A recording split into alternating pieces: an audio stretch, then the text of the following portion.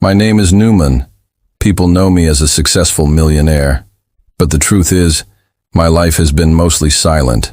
Lots of money, no real family. No one who waits for me at home, except one person who made my house feel human. Zoya. She wasn't just my maid. She was a presence, kind eyes, soft voice, and a quiet sadness she never spoke about. She worked hard, stayed respectful, and never missed a single day. But today she didn't show up. At first I thought maybe she was running late, but then hours passed.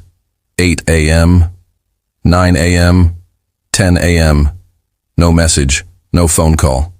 My chest felt tight with an unfamiliar worry. I asked the house manager, "Did Zoya tell anyone she wouldn't come?" He looked startled.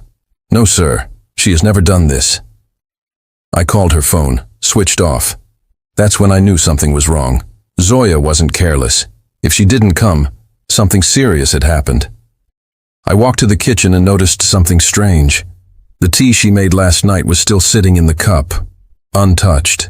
She never left things unfinished. It felt as if she had left in a hurry, or something had scared her. My heart sank. I'm going to her house. Now. The driver looked shocked. "Sir, you want to go yourself? This isn't about work anymore." We drove toward the old part of the city, narrow streets, broken walls, tiny houses, a place far from my world of glass buildings and luxury. But it was her world, her reality. When the car stopped, I saw her small house, faded paint, rusty iron gate, a door that wasn't fully closed, as if pushed shut in a hurry. My heartbeat grew louder. I gently pushed it open. Creak. There was only silence inside. And then, a faint sound. A woman crying. Not the loud kind, the painful kind. The kind that comes from a mother who has no one to help her. "Zoya?" I called softly. And then I saw her. Zoya was sitting on the floor, tears running down her face, holding a small child in her arms. A boy burning with high fever. Her little daughter, maybe 8 years old, was sitting in a corner, hugging a doll and crying silently. Zoya stood up quickly when she saw me, wiping her tears with trembling hands. "Sir, you? Why are you here?" Her voice was broken, weak. This wasn't the strong Zoya I saw every day. This was a woman carrying the weight of the world alone. I stepped closer. "Zoya, why didn't you tell anyone?" Her lips trembled as new tears fell. "Sir, how could I? How could I tell you my children slept hungry? That my son is sick, and I don't even have money for medicine?" She covered her face with her hands, as if ashamed of her own suffering. And then, I noticed something on the floor that completely shattered me. Something that made my heart break in a way it never had before. I froze for a moment, staring at the small object lying on the floor near Zoya's feet. It was a crumpled medical bill, unpaid, overdue, marked in red. Beside it, an empty packet of cheap fever medicine, and next to that, a small box of powdered milk, completely finished. I felt something twist inside my chest. This wasn't poverty. This was survival. Zoya noticed where I was looking. Quickly, she tried hiding everything with the edge of her dupatta. "Please, sir, don't look at these. I didn't want anyone to see my condition." My voice came out softer than I expected. "Zoya, how long have you been hiding this?" She lowered her head. "A few months, maybe more. After my husband died, everything became harder. The rent, the food, medicine for my son." Her voice cracked again. "And I didn't want to lose my job, sir. I didn't want you to think I'm weak." Her words cut deeper than any blade. This woman, who cleaned my mansion, who smiled every morning, who never complained, was fighting a silent war every night, alone. I stepped closer and sat on the floor in front of her. "Zoya, look at me." She hesitated, then slowly raised her eyes. They were red and swollen, but still held dignity. "You should have told me." She shook her head quickly. No, sir. People like you don't care about people like us. And I didn't want pity. Her daughter wiped her own tears and came close, holding her mother's hand tightly, as if she feared someone would take her away. I felt my throat tighten. This wasn't just sadness. This was injustice. I touched the baby boy's forehead. His skin was burning. How long has he had this fever? Since last night, she whispered. I stayed awake the whole night, but I couldn't afford a doctor. I thought maybe he would get better in the morning. She took a shaky breath, and that's why I didn't come to work. I couldn't leave them alone. She wasn't just a maid. She was a mother holding her whole world together with trembling hands. At that moment, something inside me changed. Something deep. I stood up abruptly. Zoya, get ready. She looked confused. For what? For the hospital. She panicked. No, sir. I don't have money. I didn't ask if you had money. My voice was firm, almost commanding. I said, get ready. Her daughter moved behind her, as if unsure whether to trust me or hide. I knelt down to the little girl's level. What's your name? I asked gently. Mariam, she whispered. I gave her a reassuring smile. Don't worry, Mariam. Your brother is going to be fine, I promise. Then I looked at Zoya again. You're not going through this alone anymore.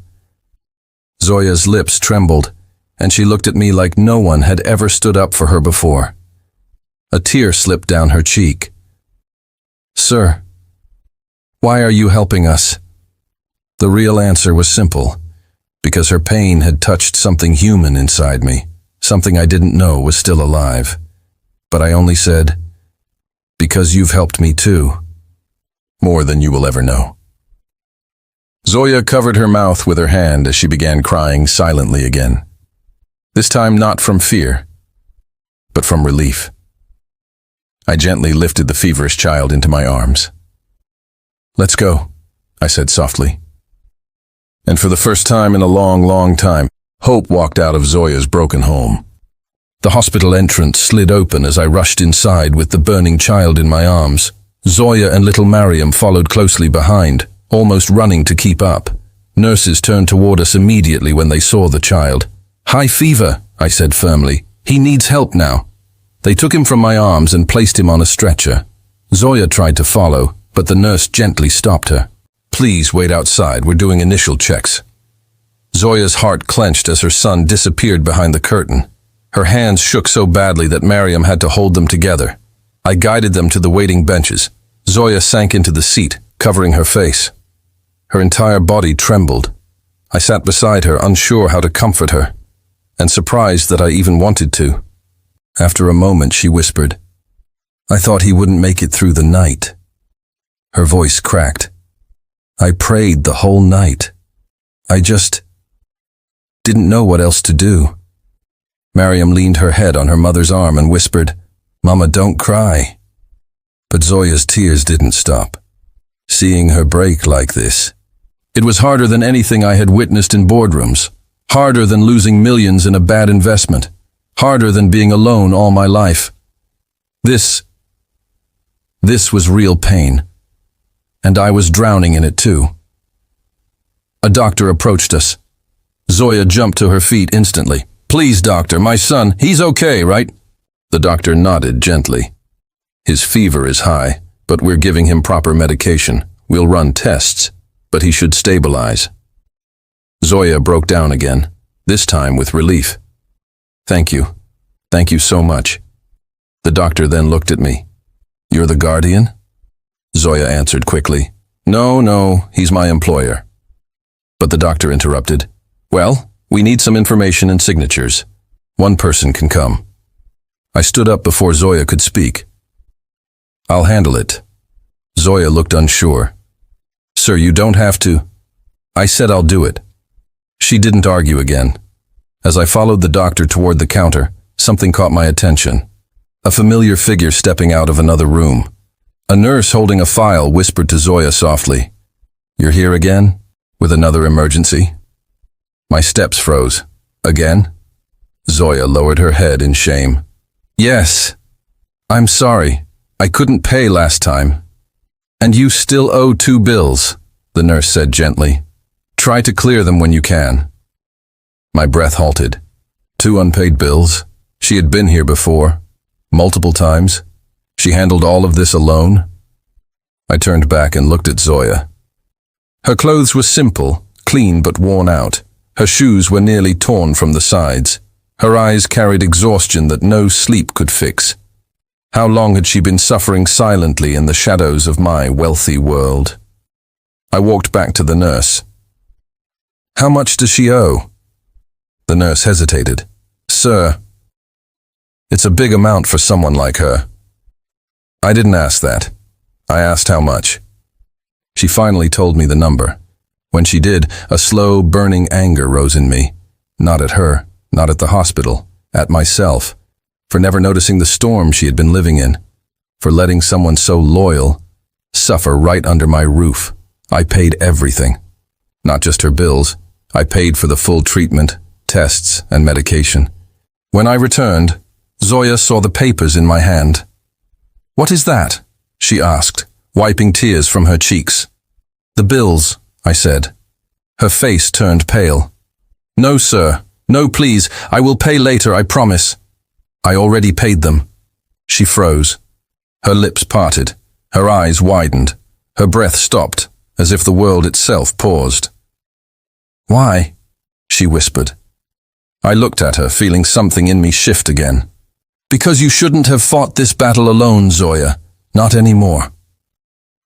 Her knees weakened and she sat down slowly, as if her strength was melting away. She whispered, so soft I almost didn't hear. No one has ever stood for me like this. Miriam climbed onto her lap, hugging her tightly, and I realized I wasn't just helping them. Somewhere, somehow, they were helping me too. Hours passed, but the hospital room felt strangely peaceful. Zoya's son finally slept, his breathing softer now. Miriam curled up on a chair beside him, still holding her doll tightly. Zoya stood quietly near the window, staring at the city lights with tired eyes. There was something heavy in her posture, something she had carried for years. I walked toward her. You should rest, I said softly. She gave a small broken smile. How can I rest, sir? My whole life, I have been running. Her words made me pause. Running from what? She hesitated. Then she whispered, from everything. And for the first time, she started opening the door to her hidden world. My husband wasn't a good man, sir. She kept her eyes on the window, as if afraid to look at me. He was violent, drunk most nights. When he died, the world thought I got lucky. But that was the day all responsibilities fell on my head. Rent, food, medicine, safety, everything. She rubbed her hands together, nervous, ashamed, trembling. I worked 2 jobs, 3 sometimes. I cleaned houses, washed clothes, cooked for others, and still went to sleep hungry some nights. I felt a tightness in my throat. This was a woman who had been crushed again and again, yet still stood with dignity. I asked quietly, why didn't you ever tell me anything? She gave a sad laugh. People like you, businessmen, millionaires, you live in another world, sir. A world where help is easy, and asking for help is even easier. She finally looked at me. But people like me, we don't get to ask. If we ask, we lose respect. We lose the job. We lose everything. Her eyes filled again, not with weakness, but with truth. I couldn't risk losing the only job that kept my children alive. Her words hit me like a punch. This woman wasn't just surviving. She was fighting every second of every day, and I had never noticed. She wiped her tears quickly, embarrassed. I'm sorry, sir. I shouldn't be saying all this. I know you didn't come here for... I did come for this, I said firmly. She blinked. I came because I care, Zoya. She shook her head, not believing it. No one cares about people like me. I stepped closer. I do. Her breath caught. She didn't move, didn't look away. For a moment, the world outside the hospital went silent. Then a nurse walked in. "Mr. Numan, we need your signature for some additional medication." I nodded, but before leaving I said softly, "I'm not leaving you and your children alone, Zoya. Not today. Not ever again." Her eyes glistened with disbelief. After I signed the papers, I returned to the room and found Zoya kneeling beside her son's bed, holding his tiny hand. Her lips were moving silently. She was praying, not for money, not for a miracle. She was praying that her child survived long enough for her to protect him. I stood at the door watching her, and something inside me changed forever. Then she whispered something I wasn't supposed to hear. "Ya Allah, don't take him from me. If you want to test someone, test me. Not him. Please." My heart clenched. How much pain had she endured? How many nights had she cried alone? How many times had she chosen her children's hunger over her own? When she finally stood up, her eyes met mine. She looked defeated, but also brave. "I'm sorry, sir," she said softly. "I know I've caused you trouble today." I shook my head. "You haven't caused me trouble. You've shown me something I never saw before." She frowned slightly. "What's that?" I took a deep breath. "The difference between having a lot of money and having a real purpose." Her lips trembled. She looked down, unable to respond. And in that quiet moment, something fragile, something pure, began to form between us, something neither of us dared to name yet.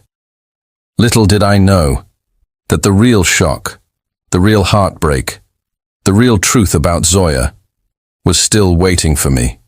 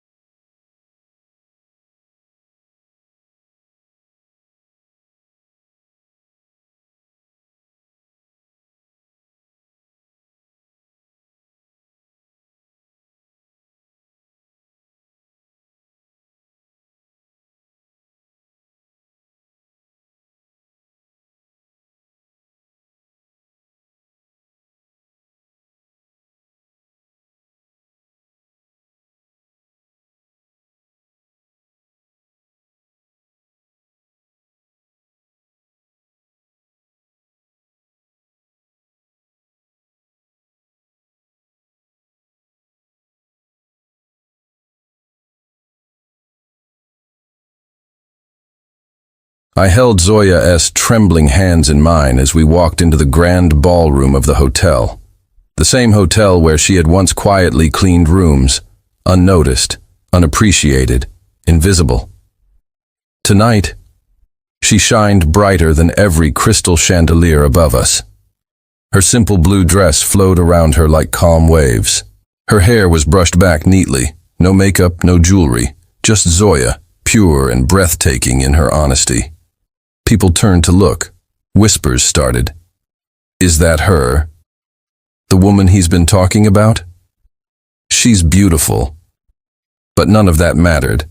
She kept looking down, shy, nervous. Numan, what if I don't belong here? She whispered. I touched her cheek softly. You don't belong here. Her heart sank. Until I continued. You belong with me. Her eyes widened, her breath halted, and a single tear escaped before she quickly wiped it away. We stepped further inside. My business partners walked toward us, smiling politely. Numan, is this the woman you risked a whole contract for? One teased kindly. I placed my hand gently on the small of her back. Yes, I said proudly. She is the reason I understand what really matters in life.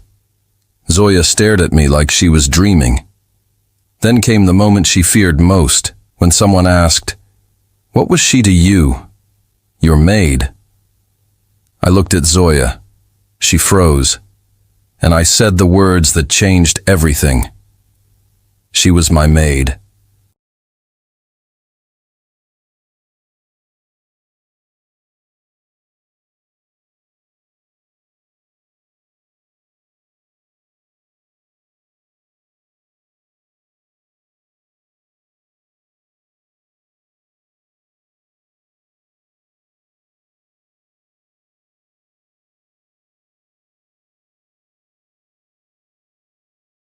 Because she was already in my arms, crying against my chest, whispering, Allah finally sent me a home, and it's you. I kissed her forehead, and for the first time in my life I felt complete, a millionaire. Saved not by money, but by the heart of a maid who taught him how to love again. And that day I realized, sometimes the person society looks down on is the one God sends to lift you up.